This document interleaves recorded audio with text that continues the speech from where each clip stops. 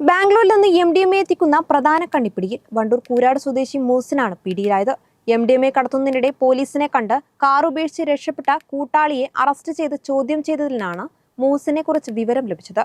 കഴിഞ്ഞ ഡിസംബർ 30-നാണ് കാറിൽ നിന്ന് 25 ഗ്രാം MDMA പിടിച്ചെടുത്തത്. ഇക്കഴിഞ്ഞ ഡിസംബറിൽ കാറിൽ കടത്തുകയായിരുന്ന 25 ഗ്രാം MDMA പിടിച്ചെടുത്ത സംഭവത്തിൽ ഒരാൾ കൂടി അറസ്റ്റിലായി. ബംഗളൂരുവിൽ നിന്ന് MDMA എത്തിച്ച വണ്ടൂർ കൂരാട് തെക്കുംപുറം സ്വദേശി വാണിയമ്പുലവൻ മുഹ്സിനെയാണ് കാളികാവ് പോലീസ് അറസ്റ്റ് ചെയ്തത്. കാറിൽ MDMA കടത്തുന്നതിനിടെ കാർ ഉപേക്ഷിച്ച് രക്ഷപ്പെട്ട കൂരാട് സ്വദേശി മാഞ്ചേരി നജീബിനെ അറസ്റ്റ് ചെയ്ത് ചോദ്യം ചെയ്തതിൽ നിന്നാണ് മുഹ്സിനാണ് ലഹരി എത്തിച്ചു കൊടുക്കുന്നതെന്ന് മനസ്സിലായത്. തുടർന്ന് മുഹ്സിനെ അറസ്റ്റ് ചെയ്യുകയായിരുന്നു. മുഹ്സിനെ ചോദ്യം ചെയ്തതിൽ നിന്ന് പലതവണ ഇയാൾ ബംഗളൂരുവിൽ നിന്ന് MDMA എത്തിച്ചതായി സമ്മതിച്ചു. ബസ് മാർഗം മുഹ്സിൻ എത്തിച്ചിരുന്ന MDMA വിൽപ്പന നടത്തിയിരുന്നത് നജീബാണ്.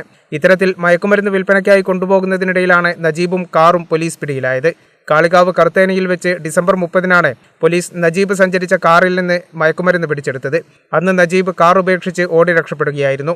MDMA പിടികൂടിയ കാറും സംഭവശേഷം നജീബ് രക്ഷപ്പെടാൻ ഉപയോഗിച്ച കാറും മുഹ്സിന്റെ ഉടമസ്ഥതയിലുള്ളതാണ്. പ്രതിയെ മഞ്ചേരി NDPS കോടതിയിൽ ഹാജരാക്കി റിമാൻഡ് ചെയ്തു.